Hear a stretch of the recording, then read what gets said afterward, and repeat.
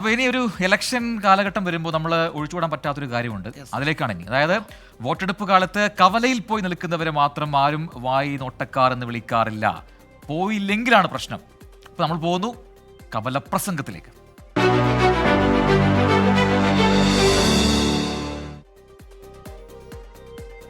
ഇന്നത്തെ കവലപ്രസംഗത്തിൽ പത്മജ വേണുഗോപാലാണ് താരം. കാസർകോട്ടെ BJP തെരഞ്ഞെടുപ്പ് പ്രചാരണത്തിൽ നരേന്ദ്രമോദിയെ പുകഴ്ത്തിയും പിതാവ് കെ കരുണാകരനെ ഓർത്തെടുത്തും പത്മജ വേണുഗോപാൽ അങ്ങനെ കത്തിക്കയറുകയാണ്.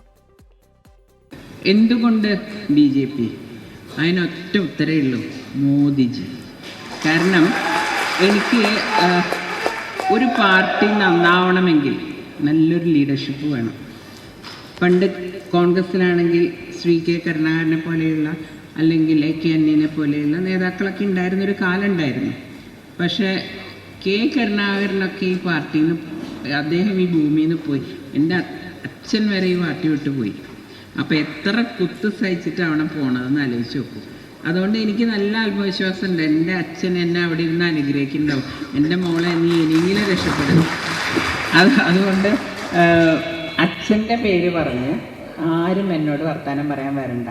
ജീവിച്ചിരുന്നപ്പോൾ അദ്ദേഹത്തെ കാണാൻ വരാത്തവർ, അദ്ദേഹത്തെ നോക്കാത്തവർ, ഇവരൊക്കെയാണ് ഇപ്പോൾ. ഞാൻ പിന്നെ പേര് പറഞ്ഞ, പണ്ടേ അച്ഛൻ പറഞ്ഞിട്ടുണ്ട്, രാഷ്ട്രീയത്തിൽ ഒരിക്കലും എതിരാളികളുടെ പേര് പറയുകയോ അവരുടെ വ്യക്തിപരമായ കാര്യങ്ങൾ പറയുകയോ ചെയ്യരുതെന്ന്.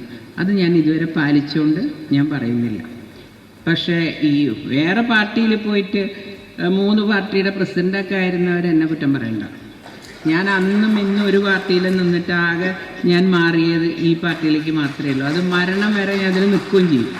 മരിക്കുന്ന സമയത്തെങ്കിലും അന്തസ്സായിട്ട് മരിക്കണം എന്നുണ്ട്. അതുകൊണ്ട് തന്നെ ഈ പാർട്ടിയിൽ അവസാനം വരെ ഞാനുണ്ടാവും.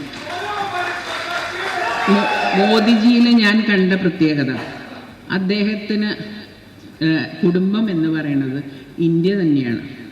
ഇവിടെ ഉള്ളവരെല്ലാം അദ്ദേഹത്തിൻ്റെ സഹോദരി സഹോദരന്മാർ, ഇവിടെ കാണുന്ന കുഞ്ഞുങ്ങളെല്ലാം അദ്ദേഹത്തിൻ്റെ കുഞ്ഞുങ്ങൾ. വേറൊരു ഇതില്ല, അദ്ദേഹം 4-5 മണിക്കൂർ ഉറങ്ങുന്ന ആളാണെന്നൊക്കെ ഞാൻ കേട്ടിട്ടുണ്ട്. കാരണം ഞാൻ കണ്ട് വളർന്നതും അതാണ്. വികസനം ഏറ്റവും നടത്തിയ ഒരാളുടെ മകളാണ് ഞാൻ കേരളത്തിൽ. ഒന്നിനെയും പേടിയില്ലാതെ. പറയുമ്പോൾ കുടുംബം ഉണ്ടായിട്ട് പോലും അദ്ദേഹത്തിന് പേടിയുണ്ടായിരുന്നില്ല. ഞങ്ങളെ കൊല്ലും എന്നൊക്കെ പറഞ്ഞ് രക്തത്തിൽ എഴുതിയ കത്തുകളൊക്കെ പണ്ട് വരും വീട്ടിൽ. അതൊക്കെ നോക്കാണ്ടും സ്വന്തം രാജ്യത്തിന് നല്ലതാണോ അത് അദ്ദേഹം പറയും. പിന്നെ അദ്ദേഹം പറഞ്ഞൊരു വാക്ക്, കാരണം അത് പല കോൺഗ്രസ്സുകാരും കേട്ടിട്ടുണ്ടാവില്ല, സ്വന്തം മകൻ പോലും കേട്ടിട്ടുണ്ടാവില്ല, കാരണം ഞാനാ കൂടി ഉണ്ടായിരുന്നത്. അദ്ദേഹം പറഞ്ഞു, കോൺഗ്രസ് എന്ന് പറയുന്നത് സ്വാതന്ത്ര്യ സമരത്തിന് വേണ്ടി ഉണ്ടാക്കിയൊരു പാർട്ടിയാണ്, അത് പിരിച്ചുവിടേണ്ട സമയമായി. ഇനി രാജ്യ നന്മയ്ക്ക് വേറെ പാർട്ടി വരണം എന്ന് അച്ഛൻ ഒറ്റയ്ക്ക് ഇരിക്കുമ്പോഴൊക്കെ എൻ്റെ അടുത്ത് പറഞ്ഞിട്ടുണ്ട്. അന്ന് എനിക്ക് എന്താ അതിൻ്റെ അർത്ഥം എന്ന് മനസ്സിലായില്ല. അപ്പം ഇങ്ങനെ ഒരു മുൻകൂട്ടി ഒരു അദ്ദേഹം കണ്ടിട്ടുണ്ടാവും. അദ്ദേഹം ദീർഘവീക്ഷണമുള്ള ഒരു നേതാവാണെന്ന് എനിക്ക് പലപ്പോഴും തോന്നിയിട്ടുണ്ട്. അദ്ദേഹത്തിന് പിന്നെ പൊതുവെ എല്ലാ ജാതി മതങ്ങളോടും എല്ലാ പാർട്ടികളിലും ബന്ധങ്ങളുണ്ടായിരുന്നു. അച്ഛനെ ഏറ്റവും അടുത്ത ആളെന്ന് പറയുന്നത് അടൽ ബിഹാരി വാജ്പേയി ആയിരുന്നു. അങ്ങനെ ഓരോ സ്ഥലത്ത് മാർക്സിസ്റ്റ് പാർട്ടിയിലാണെങ്കിലും ഭക്ഷണം കഴിക്കാൻ പലരും എൻ്റെ വീട്ടിൽ വരാറുണ്ട്, ഡൽഹിയിൽ. അങ്ങനെ ബന്ധങ്ങൾ കുറേ ഉള്ള ആളായിരുന്നു അദ്ദേഹം. അതുകൊണ്ട് തന്നെ ഇപ്പം ഭാരതീയ ജനതാ പാർട്ടി കഴിഞ്ഞൊരു 3 കൊല്ലത്തെ വളർച്ച എടുത്ത് നോക്കിയാൽ വല്ലാത്ത വളർച്ചയാണ് കേരളത്തിലും. അതാരും ശ്രദ്ധിച്ചിട്ടില്ല. കാരണം നമുക്ക് വോട്ടിംഗ് പാറ്റേൺ എടുത്താൽ നമുക്കറിയാൻ പറ്റും. ഒരു കാര്യം ഞാൻ ഉറപ്പിച്ച് പറയാം, ഞാൻ തൃശ്ശൂരിൽ നിന്നാണ് വരുന്നത്. ഇപ്രാവശ്യം എത്ര സീറ്റ് കിട്ടുമെന്ന് എനിക്ക് ഉറപ്പ് പറയില്ല. പക്ഷേ കേരളത്തിൽ BJP അക്കൗണ്ട് തുറന്നിരിക്കും. ബാക്കിയുള്ളവർ അക്കൗണ്ട് തുറന്ന മാതിരിയല്ല. പിന്നെ എങ്ങോട്ടേക്ക് പോകണമെന്ന് അറിയുന്ന നേതൃത്വമുണ്ട്. എപ്പോഴും ഒരു നേതാവ് നല്ലതാണ് നമുക്ക് ശക്തന. കോൺഗ്രസ്സിൽ ഇപ്പോൾ ഇല്ലാണ്ടായതും അതാണ്.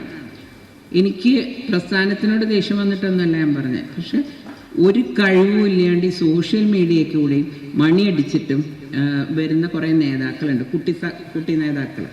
അവർക്ക് ചരിത്രം പോലും അറിയില്ല. പക്ഷെ സോഷ്യൽ മീഡിയയ്ക്ക് പൈസ കൊടുത്ത് കാസർഗോഡ് BJPയുടെ തെരഞ്ഞെടുപ്പ് കൺവെൻഷൻ എനിക്ക് വന്ന് പത്മജ വേണുഗോപാൽ ഉദ്ഘാടനം ചെയ്തു അല്ലേ? കാര്യങ്ങൾ തുറന്നു പറയുന്നു. അതെ. അപ്പോൾ നമ്മളുടെ ഇലക്ഷൻ സ്റ്റണ്ട് ഇവിടെ അവസാനിപ്പിക്കേണ്ട സമയമായി. അപ്പോൾ നാളെ നമ്മൾ വീണ്ടും അവസാനിക്കുന്നില്ല, നാളെ വീണ്ടും ഉണ്ട് കൂടുതൽ ഗോദയിലെ കാഴ്ചകളുമായി. അപ്പോൾ ഇനി എൻകൗണ്ടറിന്റെ സമയമാണ്. KR ഗോപികൃഷ്ണൻ ചേരും. Good night. ലോകത്തെവിടെയായാലും ഏത് സമയത്തും 24 വാർത്തകളും ഓഗ്മെന്റഡ് റിയാലിറ്റി പാക്കേജുകളും എക്സ്പ്ലെയിനറുകളും വിശദമായി കാണാൻ ഞങ്ങളുടെ യൂട്യൂബ് ചാനൽ നിങ്ങൾക്ക് സബ്സ്ക്രൈബ് ചെയ്യാം.